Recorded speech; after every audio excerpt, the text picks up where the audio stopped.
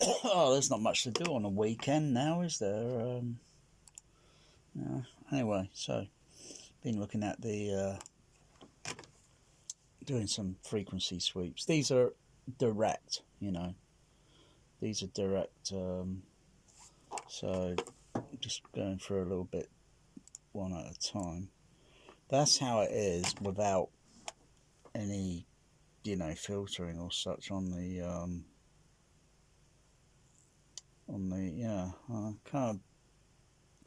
I'm just looking at that, thinking the odd shape, the oddness in it. But it's how it is monitored on the THX sound system through the computer. So where that's going output from, whether from the sound card, which is going, or the REM going to the sound card, out to through the HDMI to the AVR. I've not done a thorough test of the B chain. If I rig up the sound card, I've got to put a special lead connected on the computer, so I loop the output headphone speaker output into the microphone input, so I do a frequency loop, and then look at and then put that up on the screen on the overlay, so to speak. Yeah.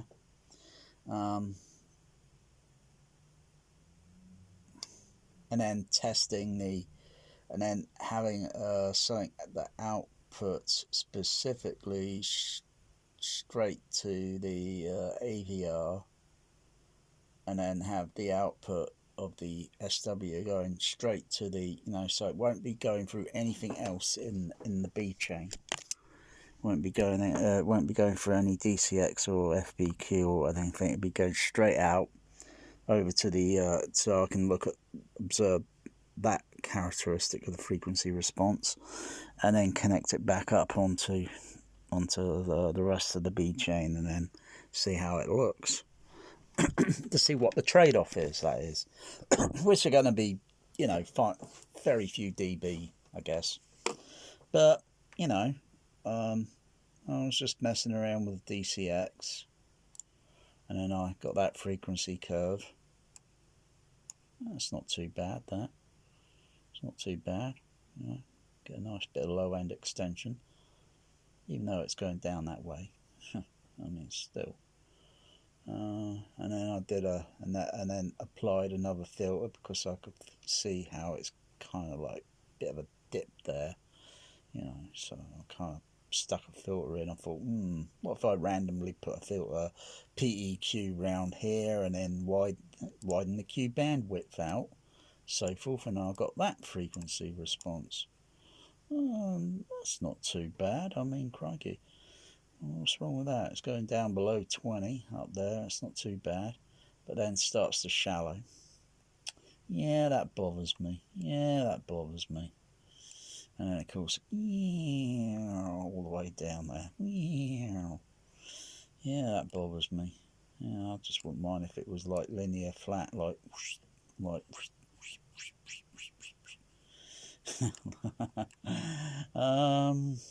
yeah. Where is the filters on the AVR? Every piece of equipment's going to have a low pass filter there somewhere. I mean, there's the low pass filters on the Behringers. Oh, I haven't done the direct frequency response on the DCX, or the everything's got so you can then say, there's got to be a filter, but where's that filter place? And it's only a filter, and you locate it. Do you want to totally remove the filter? No, I wouldn't say totally remove it. I would say do some solder modification, so you can have a switch, so you can switch it on or off. Preferably, I would switch it off, because you still got the crossover there on a DCX or something, and you can still put in that frequency curve, you know, roll off, whatever. Yeah, personally, I'll just have a switch on it, you know, and then, you know, just turn it off. But wouldn't totally remove it. I used to have filters like that on amplifiers, I think. You know, solid state vintage amplifiers. You got a low pass cut filter. Typically maybe used for, I think, for turntable vinyl. Now I think, yeah, I'm not sure if there was a high frequency one as well. And of course you got that loudness control. Yeah. That's a useful feature.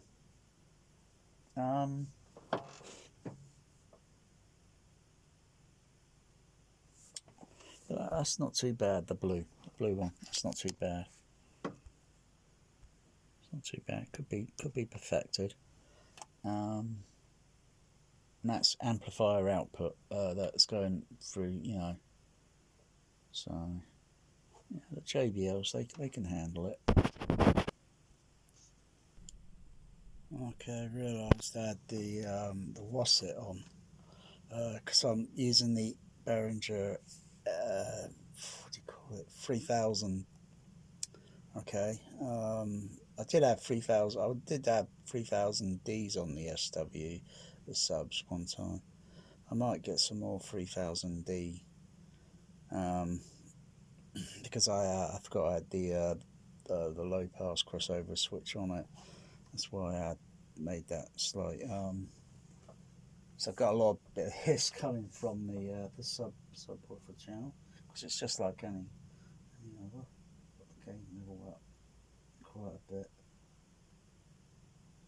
Got to adjust the gain level on the DCX.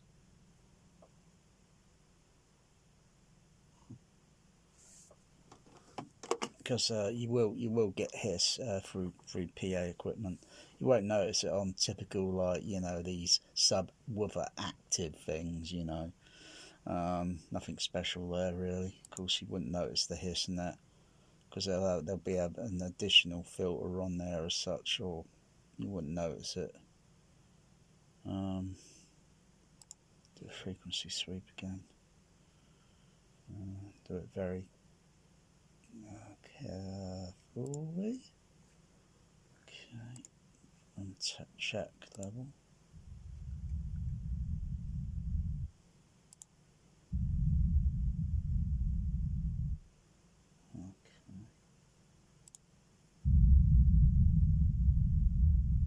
Okay, just got to bypass the other. Oh no, I'll leave the other filters on that I've got. Okay, and run the sweep.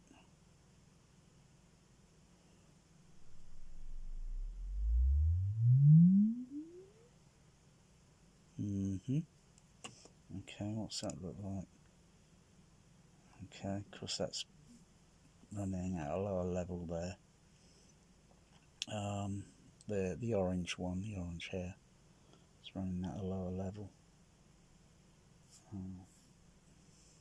Okay, quite a lot of hiss coming from the sub. It sounds like so.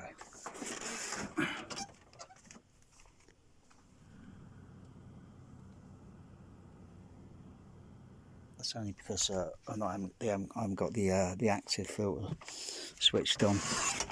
If I use a passive crossover, I could use a passive crossover network on there, and that'll act as a filter. Because mostly that noise, if I were to check on the, it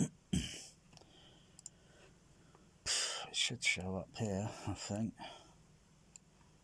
Maybe that's it there. I'll just mute the SDDS.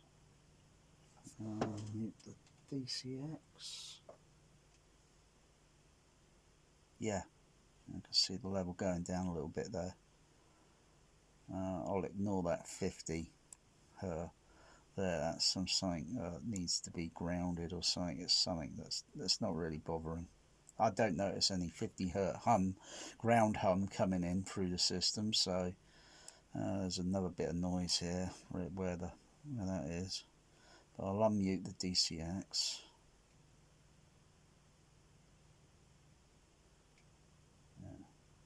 something a little bit typical there. It could be the DCX, it could be something else in the B chain, but I don't notice it. Once I've got the filtering on and such, I don't notice it.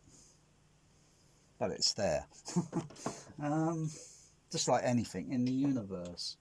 Okay, so bigger things in the universe than worrying about the sub bass. Okay,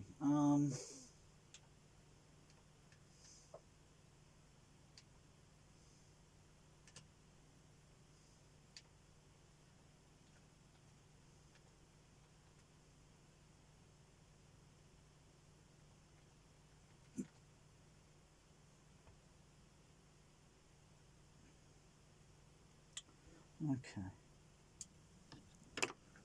Okay, so go back. I'll go back to the overlays.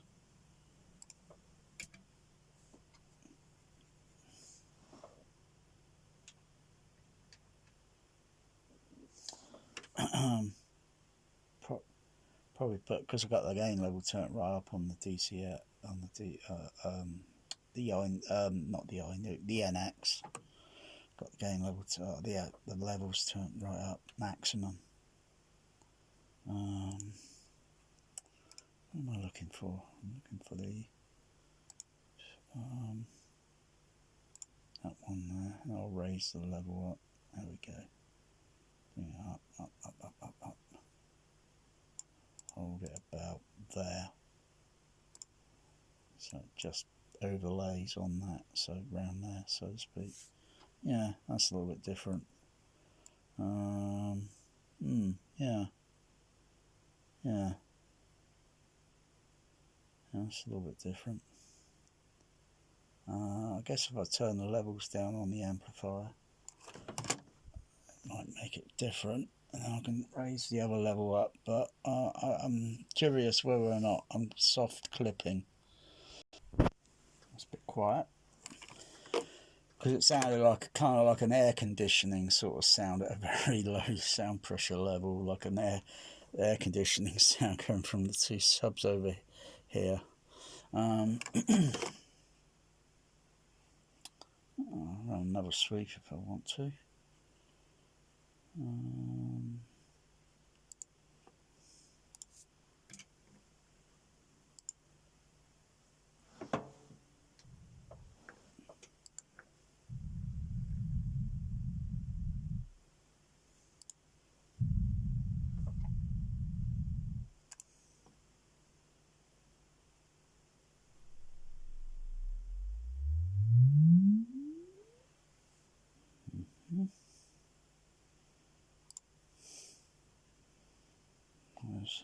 Where's that sweep at? Green one.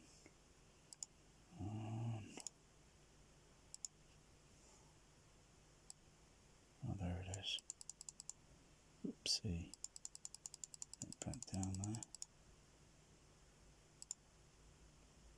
What's that look like?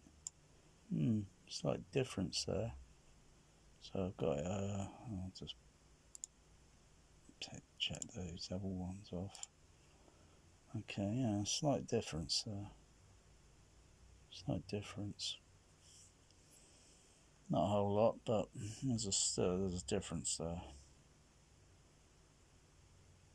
Probably one because where the gain level was turned up to maximum. It's halfway. The levels are turned halfway on the NX.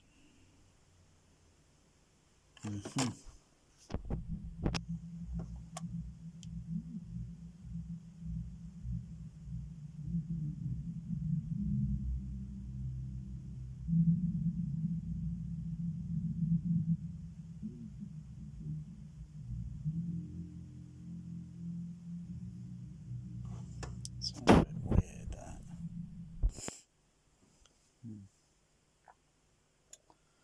That's just on the CP750.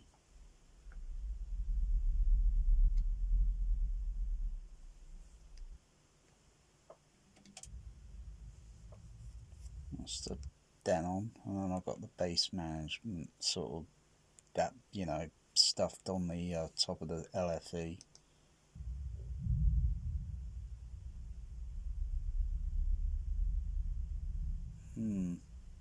Hmm.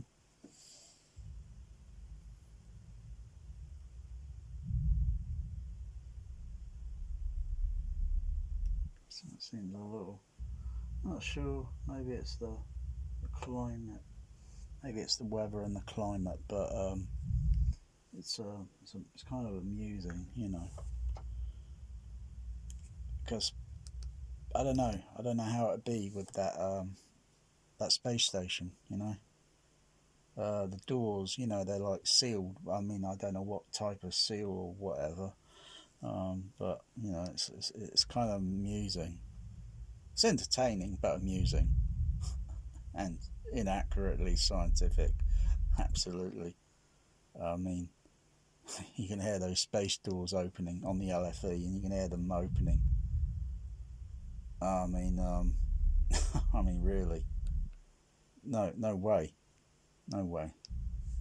Especially now, literally. I mean, the moment they just tinily, like, the seal, the is there sound in that? They wouldn't be there now because flipping that, you opened it up and it decompressed or is, I'm kind of curious how the functionality of the space station works, and it's amusing how long must have took them to build it. I mean, bloody hell, look at the size of the damn thing. Um, um, but it gives you the audience, the viewer. It gives like the size and the mass of the size of those doors. And look how thick they are. Look at that. And I'm curious about the blue thing. Is that some sort of lighting system or what? I mean, it's always kind of like, it's like some sort of lighting system. Mm, oh, looks nice, and it looks so real. It looks so much better than all this CGI rubbish today. Crikey, this is all practical. Oh, it looks brilliant. It's like, wow, how did they do that? I don't really want to know. I know it's all superimposing and overlapping, and so I just don't want to know. It totally spoils the art of that illusion. It's brilliant. It's brilliant.